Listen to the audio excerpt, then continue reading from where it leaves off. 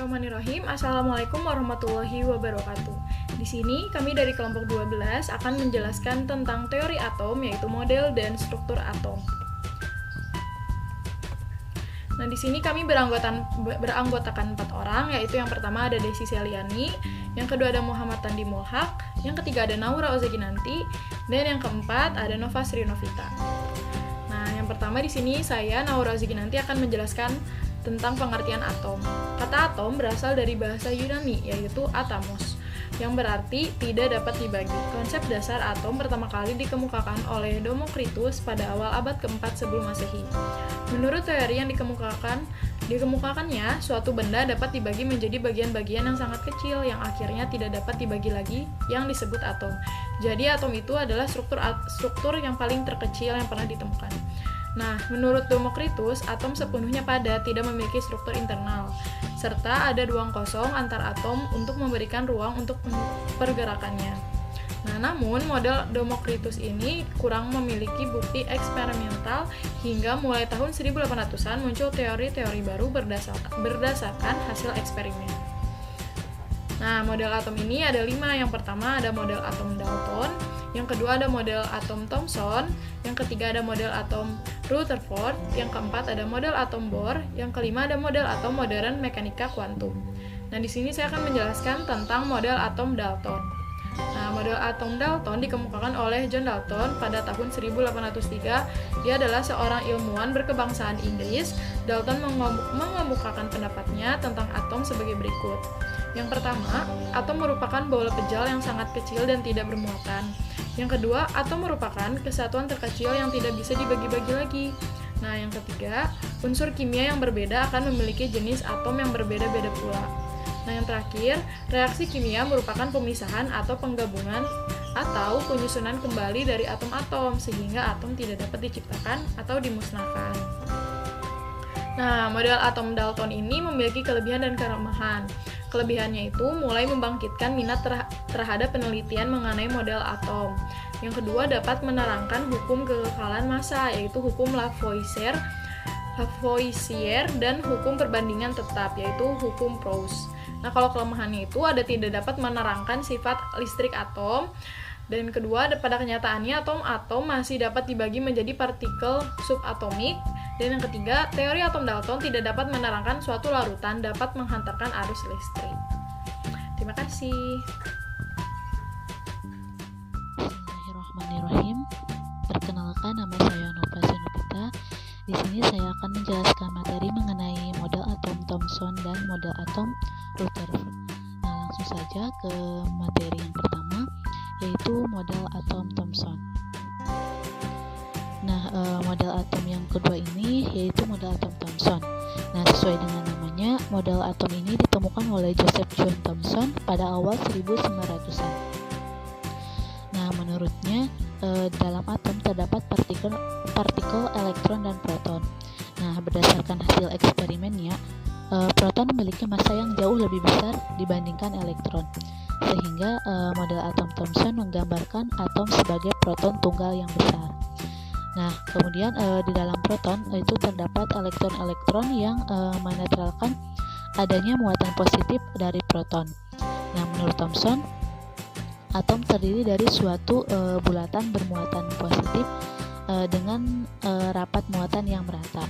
Nah, di dalam muatan positif ini tersebar elektron dengan muatan negatif yang besarnya sama dengan muatan positif. Maka Thomson pun menyatakan bahwa atom merupakan bola pejal yang bermuatan positif dan di dalamnya tersebar muatan negatif elektron. Nah, secara sederhana model atom Thomson dapat dianalogikan sebagai jambu biji yang telah dikelupas kulitnya, seperti terlihat pada gambar yang kedua.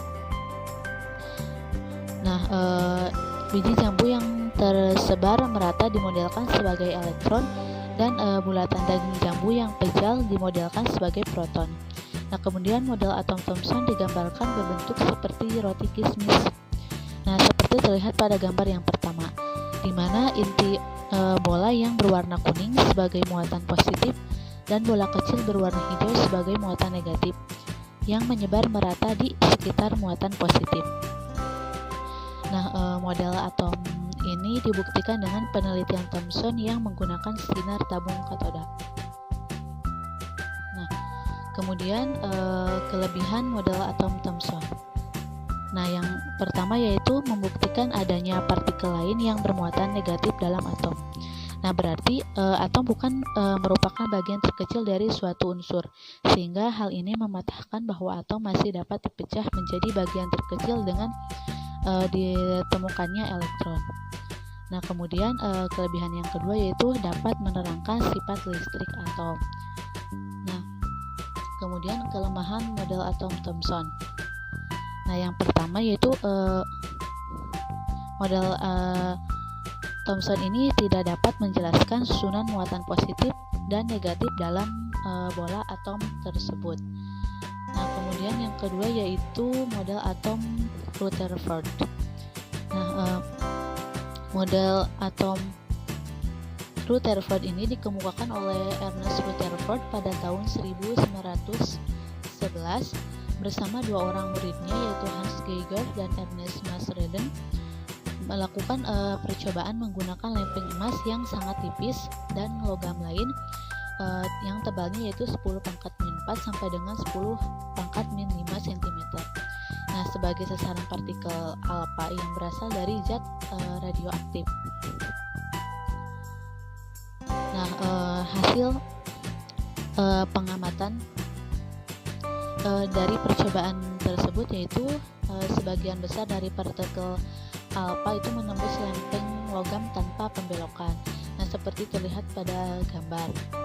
Nah, kemudian hasil lainnya yaitu sebagian atau 1 dari tiap 20.000 itu mengalami pembelokan setelah menembus lempeng logam, seperti terlihat pada gambar. Nah, penemuan yang lainnya yaitu dalam jumlah yang sama, yaitu 1 dari tiap 20.000 itu tidak menembus lempeng logam sama sekali, tetapi berbalik sesuai arah datangnya sinar, yaitu kembali ke sumber radioaktif. Nah, untuk menjelaskan adanya sebagian besar partikel alfa yang menembus lempeng emas tanpa dibelokkan, Rutherford kemudian mengembangkan model inti atom. Nah, berdasarkan gejala-gejala yang terjadi, Rutherford membuat kesimpulan bahwa dalam teori atom ini setiap atom mengandung inti atom yang bermuatan positif dengan elektron yang mengelilingi dalam lintasannya. Nah, selain itu, massa atom ini terpusat di inti atom dan sebagian besar volume atom tersebut merupakan ruang hampa. Nah, hal ini itu dibuktikan dari hasil percobaan penembakan logam oleh sinar alfa yang dikenal juga dengan percobaan Geiger-Marsden. Nah, selanjutnya yaitu kelebihan model atom Rutherford. Nah, yang pertama yaitu membuat hipotesa bahwa atom itu tersusun dari inti atom dan elektron yang mengelilingi inti. Nah, teori Rutherford bahwa elektron mengelilingi inti atom ini memberikan inspirasi pada pertemuan baru berikutnya, yaitu tentang lintasan atau kedudukan elektron yang selanjutnya dikenal dengan sebagai kulit elektron. Nah, yang kedua yaitu dapat menerangkan fenomena penghamburan partikel alfa pada lempeng emas tipis. Nah, kemudian kelebihan yang ketiga yaitu dapat menerangkan keberadaan inti atom sebagai pusat massa atom. Nah, untuk kelemahan model atom Rutherford yaitu tidak dapat menjelaskan mengapa elektron itu tidak jatuh ke dalam inti atom. Nah, berdasarkan teori gerak, apabila elektron bergerak mengitari inti disertai pemancaran energi, maka lama-kelamaan energi elektron akan berkurang dan lintasannya makin lama akan mendekati inti dan jatuh ke dalam inti. Cukup sekian yang bisa saya sampaikan, kurang lebihnya mohon maaf. Untuk materi selanjutnya akan disampaikan oleh rekan saya. Kenalkan, saya Desi Seliani.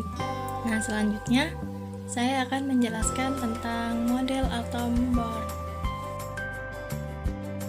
Model atom Bohr ini dicetuskan oleh Niels Bohr dan Ernest Rutherford pada tahun 1913, menyatakan yang pertama, atom terdiri dari inti atom yang mengandung proton dan neutron dan dikelilingi oleh elektron yang berputar dalam orbitnya atau tingkat energi tertentu. Yang kedua, orbit dikenal sebagai kulit atom. Yang ketiga, keberadaan elektron baik di orbit yang rendah maupun yang tinggi sepenuhnya tergantung oleh tingkatan energi elektron. Dan yang keempat, elektron-elektron mengelilingi inti pada lintasan-lintasan tertentu yang disebut kulit elektron atau tingkat energi. Nah, model atom Bohr ini memiliki kelebihan dan kelemahan. Kelebihannya yaitu atom Bohr adalah bahwa atom terdiri dari beberapa kulit untuk tempat berpindahnya elektron. Yang kedua, dapat menjelaskan kelemahan teori atom Rutherford. Yang ketiga, dapat menerangkan spektrum emisi dan absorpsi dari atom hidrogen. Nah, selain memiliki kelebihan, pastinya memiliki kelemahan. Yang pertama, tidak dapat menjelaskan penyimpangan spektrum atom yang lebih besar dari hidrogen. Dan yang kedua, model atom ini adalah tidak dapat menjelaskan efek Zeeman dan efek Stern. Mengenai teori atom, yaitu model atom yang kelima. Nah, model atom yang nomor 5 yaitu model atom modern mekanika kuantum. Berdasarkan pengertian dasar yang diperoleh dari model-model atom klasik bahwa atom terdiri dari elektron, proton, dan neutron, maka dapat dimungkinkan adanya model yang lebih rumit dan lengkap mengenai atom yang hingga sekarang masih dikatakan misterius. Seorang yang menjelaskan tentang model atom modern itu adalah Erwin Schrödinger yang dijelaskan pada tahun 1926. Sebelum Erwin Schrödinger, seorang ahli dari Jerman, Werner Heisenberg, mengembangkan teori mekanika kuantum yang dikenal dengan prinsip ketidakpastian, yaitu tidak mungkin dapat ditentukan kedudukan momentum suatu benda secara seksama pada saat bersamaan. Yang dapat ditentukan adalah kebolehjadian menemukan elektron pada jarak tertentu dari inti atom. Nah, daerah ruang di sekitar inti dengan kebolehjadian untuk mendapatkan elektron disebut orbital. Erwin Schrödinger memecahkan suatu persamaan untuk mendapatkan fungsi gelombang untuk menggambarkan batas kemungkinan ditemukan elektron dalam 3 dimensi. Nah, persamaannya itu adalah persamaan fungsi gelombang. Nah, seperti lihat, do kuadrat C per do x kuadrat ditambah do kuadrat C per do y kuadrat ditambah do kuadrat C per do z kuadrat ditambah 2m per h dikali e plus v dikali c sama dengan 0. Nah, di mana x, y, z itu adalah posisi dalam 3 dimensi, sedangkan c itu adalah fungsi gelombang, dan m itu adalah massa, dan h itu adalah h per 2pi, di mana h sama dengan konstanta Planck dan p-nya itu sama dengan 3,14 pi. E energi total, V sama dengan energi potensial. Terus kemudian model atom dengan orbital lintasan elektron ini disebut model atom modern atau model atom mekanika kuantum yang berlaku sampai saat ini, seperti terlihat pada gambar berikut. Nah, ini bentuk dari gambar model atom modern mekanika kuantum. Nah, di sini itu ada inti atom. Terus kemudian di sekitarnya itu ada awan elektrolit di sekitar inti. Nah, model atom mekanika kuantum merupakan model atom yang paling modern. Atom terdiri dari inti atom bermuatan positif.